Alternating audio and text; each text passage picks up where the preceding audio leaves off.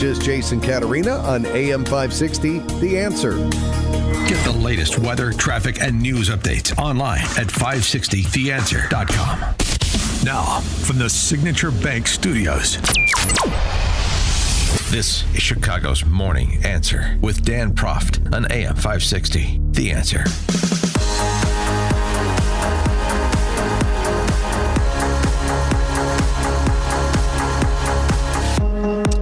Top of the morning, Dan Proft here. Trump's visit to the Indo-Pacific seems to be going swimmingly.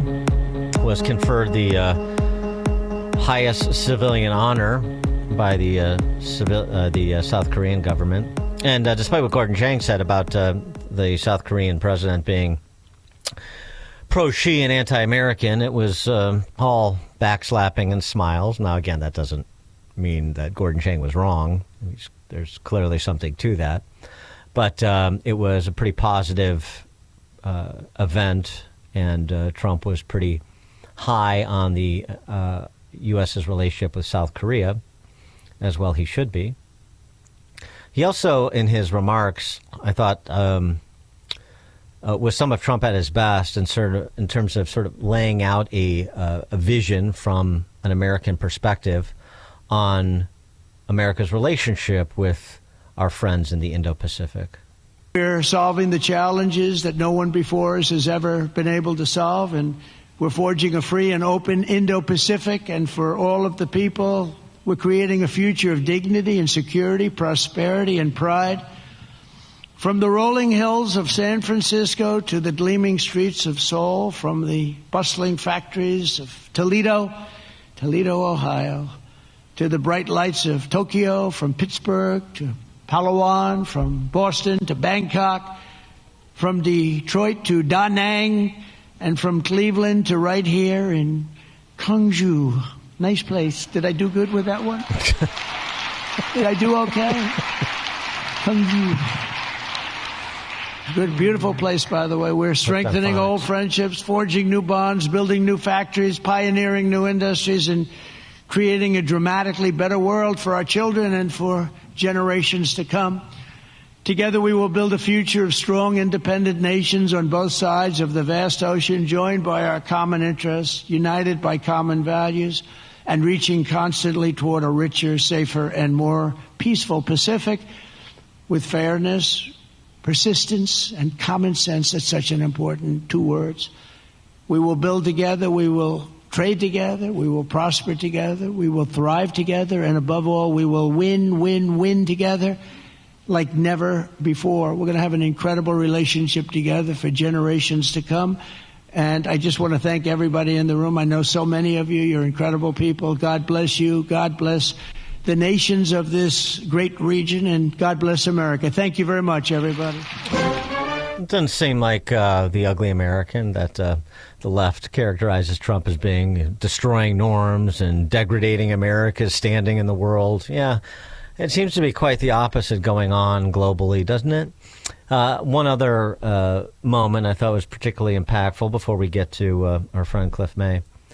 Trump talking sort of trade reciprocity, generally speaking, including he had mentions of working with the South Koreans to advance American shipbuilding, because in part because the South Korean interests recently purchased a shipbuilding facility in Philadelphia. So he talked a little bit about that. But this is more sort of a general comment in terms of outlook on trade reciprocity, with an eye towards his meeting on Thursday in South Korea with Chinese dictator Xi. But around the world, we're signing one trade deal after another to balance our relationships on the basis of reciprocity. Very important word. On this trip alone, I've signed groundbreaking agreements with Malaysia, Cambodia, Japan. Our deal with the Republic of Korea will be finalized very soon, like moments or very shortly thereafter. These agreements will be incredible victories for all of us, because everyone is better off when we have stable partnerships, not plagued by chronic problems and imbalances. Probably you know that President Xi of China is coming tomorrow here, and we're going to be, I hope, making a deal. I think we're going to have a deal. I think it'll be a good deal for both. And that's really a great result. That's better than fighting and going through all sorts of problems and, no reason for it. I think it's going to be a great deal for both, so I'll be meeting him tomorrow. A lot of people are interested. They're also interested in what we're doing, but they're interested in that. I can tell you a lot. The world is watching, and I think we'll have something that's very exciting for everybody, and that's also good for South Korea. It's good for all nations. For more on this, please be joined by Cliff May, president of the Foundation for the Defense of Democracies, foreign affairs columnist for the Washington Times as well. Cliff, thanks for joining us. Appreciate it. Dan, always a pleasure to be with you. You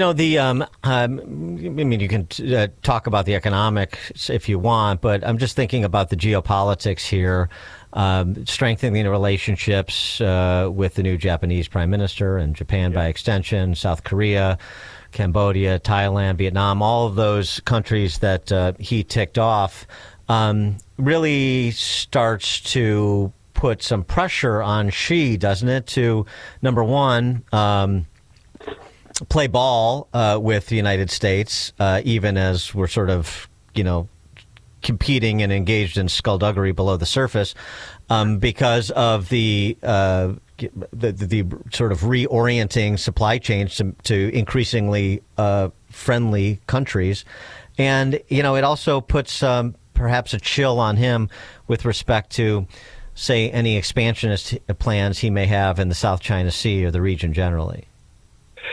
Well, it certainly put some pressure on him, but Xi Jinping is a very competitive guy, and he knows what he wants to achieve while he is the president for life of China, and more importantly, the Secretary General of the Chinese Communist Party, the most powerful communist party in all history. So China is a threat. It's a threat to Taiwan, which we have an interest in all sorts of ways. It's important that we have good allies there and that they be not dependent on us, but that they be contributing to the collective security. Japan is doing much better in that regard. It's challenging. We saw on October 9th, as you'll recall, China said, well, we're going to have strict export controls on our critical minerals that we process and turn out. That's a wake-up call that we need our own critical minerals. We need to do more.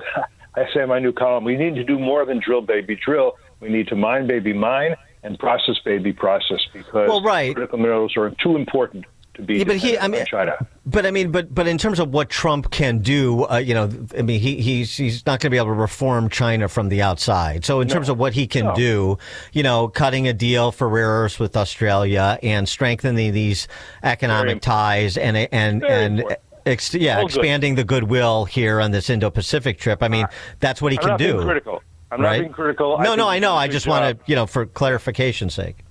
Yeah, he's doing a good job. He's having a good tour. I think he does understand needs in terms of energy and critical materials.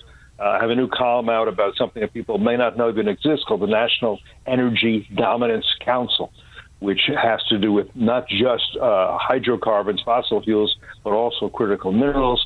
Doug Burgum, Secretary of the Interior, chairs it. Chris Wright, Secretary of Energy, is the vice chair.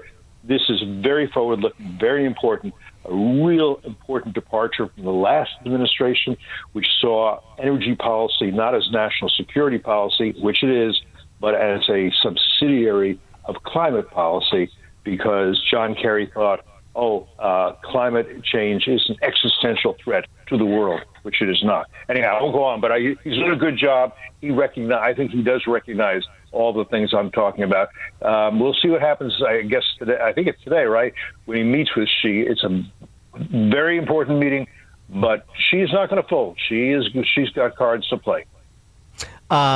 It's interesting, just on the matter of Taiwan, since there's been so much talk about, Xi biding his time and waiting for the right moment, but he's going to invade, and it's just a matter of time, and what can we do to stop it, and should we be sending more arms to Taiwan, and so on and so forth. Just an interesting perspective. Professor at MIT, at the Sloan School of Management there, Yasheng Huang, had this to say in a recent interview: "The day China invades Taiwan will mark the end of the Chinese economy. The whole economy will become a wartime economy, and that is not the engine of growth for the Chinese economy. The Chinese economy is very dependent on exports, as we're seeing with their prickly reaction to tariffs, and with the prospect of some sort of you stop exporting chemicals that are used in the production of fentanyl to Mexico, and we'll reduce our tariff barriers. That's potentially on the table, but maybe there's we're overreading Xi's interest in bringing Taiwan formally to heel for the very reason that this professor at MIT suggests. Could be. There's also another possibility. If you're Xi Jinping, a very smart guy, you think, okay, I want to take over Taiwan. How do I want to do it? I'm going to threaten to do it militarily, but are there better ways? I was in Taiwan, I guess it's about a year ago, with Admiral Mark Montgomery. He used to be commander of the Pacific, works for my think tank, FDD. We did war games, tabletop exercises.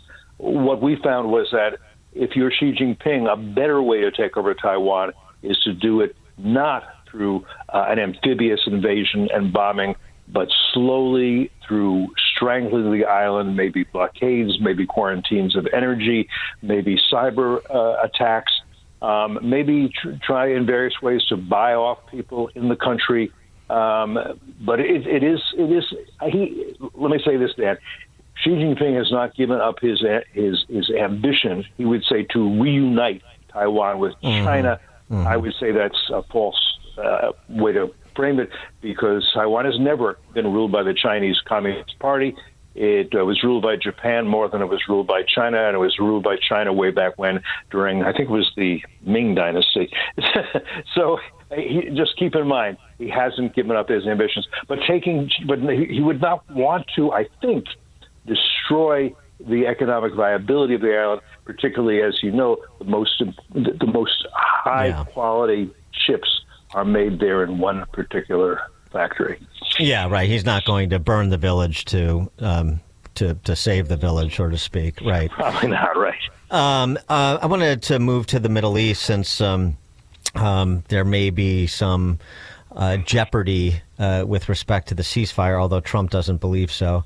But your colleague, Jonathan Conricus, was on News Nation. He formerly an IDF spokesman, now with the Foundation for the Defense of Democracies, your shop. And he had this to say about what's going on. We have a peace or ceasefire agreement that was put in place with an American presidential seal and pressure on it to be successful. And basically, since Hamas returned 20 of the live hostages, that was a very big moment, Hamas has been violating the agreement systematically. They have not returned all of the the murdered hostages. There are still 13 bodies in Hamas captivity. And what we've seen earlier today and in previous days are actual attacks by Hamas terrorists or militias against Israeli troops. This last attack was in Rafah, and unfortunately with significant consequences on the ground. And what Israel is doing now is retaliating. And the reports of, Israel, the Israeli Prime Minister ordering attacks is Israel responding to what Hamas is doing. What you can see here is construction equipment that Hamas has been using. They've basically been putting on a show.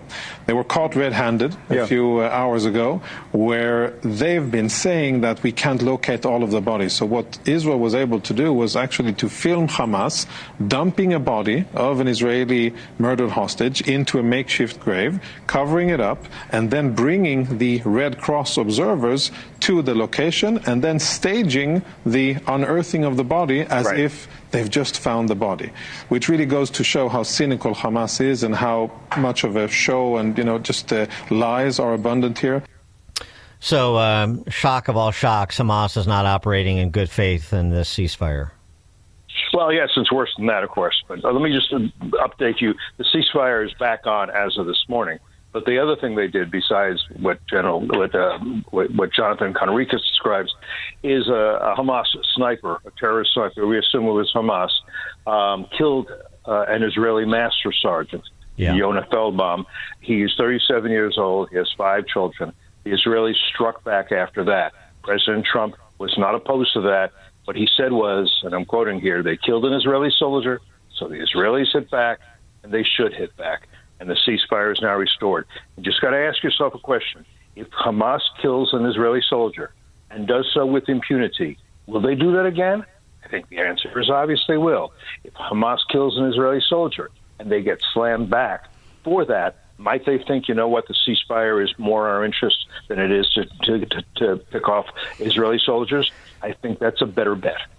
Well, here's the thing. These sorts of incidents are going to call the question, and that is, was Trump serious about his pronouncement? Either Hamas disarms or we're going to disarm them. And at one point, do you say, okay, you've run out of sand in the hourglass, now we're coming to disarm you? Yeah, absolutely worth thinking through. President Trump would like to see the Emiratis and some other, I would say, pro-American and moderate and pragmatic Arab countries do this. I'm not sure any of them are willing to do so. If nobody else is willing to do so, and by the way, King Abdullah of Jordan the other day said, I don't see anybody in the Arab world willing to go up and attempt to disarm Hamas. If nobody else will do it, I don't expect the Americans to do it. I don't think President Trump doesn't want Americans to do it. I wouldn't want Americans to do it. So then he will turn to the Israelis and say, do you want to do it? Now, the Israelis have to think this through. Would they rather do it? It's going to cost more lives. Or would they rather just keep Hamas in? As you know, Hamas is now divided into two. Israelis have the eastern portion, 53%. Hamas is still in control in 47%. It means there's a big buffer zone that Israel has between Hamas and the civilian population of Israel. They're going to have to think through what they want to do. There'll be reconstruction in the Israeli-occupied part of Gaza, and there will probably be Emiratis and Saudis and others and an international force coming in there. It'll be a safer place for Gazans if they want to come. But what to do about the other half? I don't think that's decided yet. I don't think we know. I think Trump is saying to the Israelis, you didn't believe I could get the living hostages back, and I did. Trust me on this. I'm working with the various Arab countries. I'm going to get them in there to disarm Hamas. And anything is possible. I think the Israelis are skeptical that it's going to come to pass without them doing it.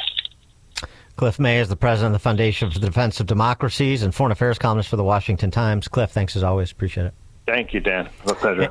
And Cliff May joined us on the Turnkey.Pro answer line. It's like a hot, steaming cup of information to start your day. It's Chicago's Morning Answer on AM 560. The Answer. I give up. What's wrong? I've been doing everything wrong at home. I washed the red towels with the white bed sheets. I left all the kitchen cabinet doors open. I wiped out the hydrangeas with the weed whacker. Hey, we all make